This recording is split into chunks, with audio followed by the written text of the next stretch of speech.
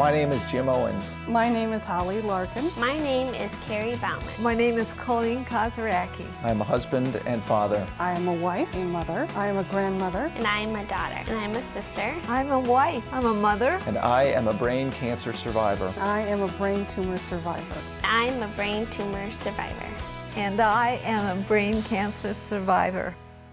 My whole life I've been a very active athlete. I've worked hard, played hard, really done things, pushed things to the limit.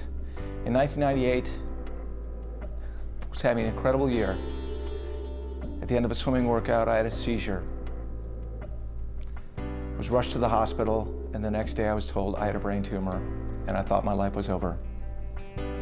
I was at work. I had been feeling like I was going to have a headache for about 2 days. And I was in a meeting and I really didn't feel well. I felt tunnel vision.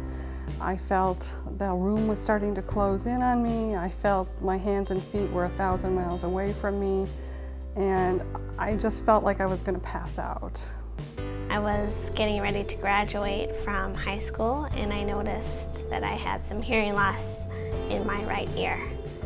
We just brought our newborn son home, and I had an intense burning sensation, painful, that affected just the left side of my body. And all of a sudden, I'm wondering, am I going to be able to work again? I was told by doctors, well, you're never going to run again. I didn't know if I was going to live. I found myself becoming very depressed really, really quickly. When my mom first told me about the tumor, I was really scared at first. Why me? Why now? You know, these boys need a mother. Why?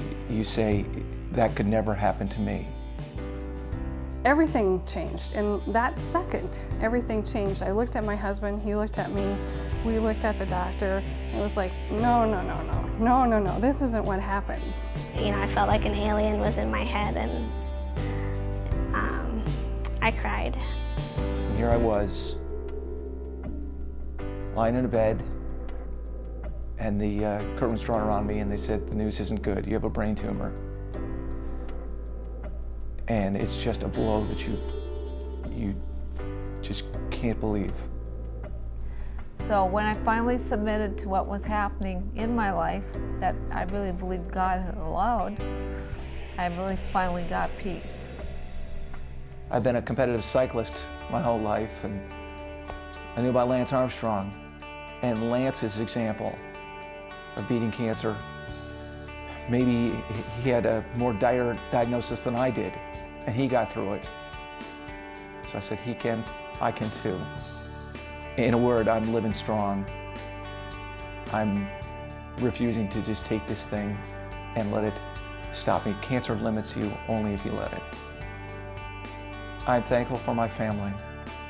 I'm thankful for the love of my life, my wife Barb. Without her, this would have been impossible. You know, my family has been really great through the discovery of the tumor and through the treatment phase. I think you don't appreciate how much they're really there for you all the time. We had a website called caringbridge.org, and just seeing how many people who looked at the site and wrote notes, and how many cards and flowers and phone calls that I got, that really helped know that people were praying for me and thinking about me. This guy right here, I mean, he was like my knight. He took my hand and he led me through, and he always encouraged me, and I don't think I could have done it without him.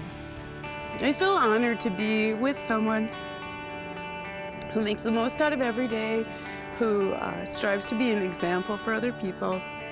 And we have fun, too, as much fun as you can have with We have a lot of brain fun. tumor. The more you laugh, the less you cry. I had my first seizure at the end of a swimming workout.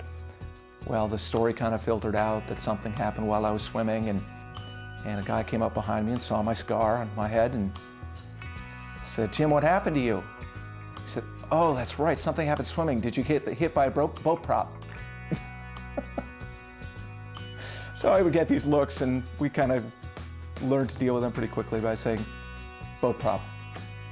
The guy that was prepping me for surgery said, you know, we can just shave off half of the hair on your head, so just the left side will be gone and you can still have the right side of your hair. And I can remember feeling pretty dopey, but thinking and saying to him, you know, I will never be cool enough to get away with only half of my hair. And I don't think anybody's going to be fooled by the comb over that I could do, so I think you're just going to have to take it off.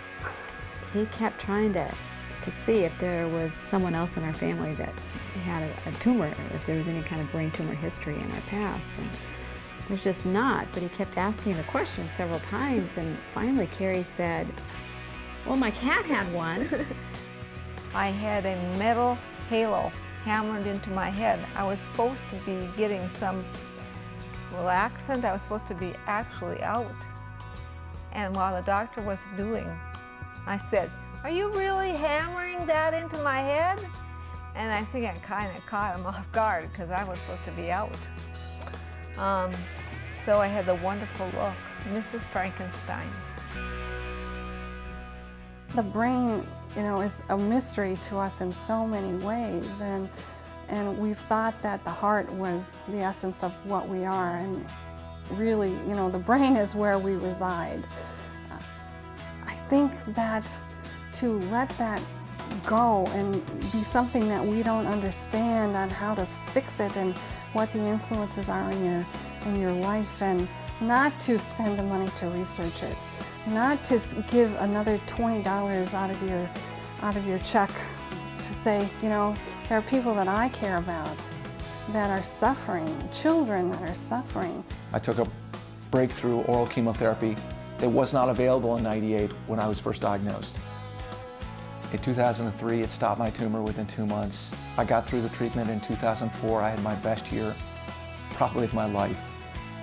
I was selected for, trained for, and rode across the country on the Bristol-Myers Squibb Tour of Hope. I rode 3,500 miles in a week from Los Angeles to Washington, D.C. I had a recurrence right after that, 2 weeks later.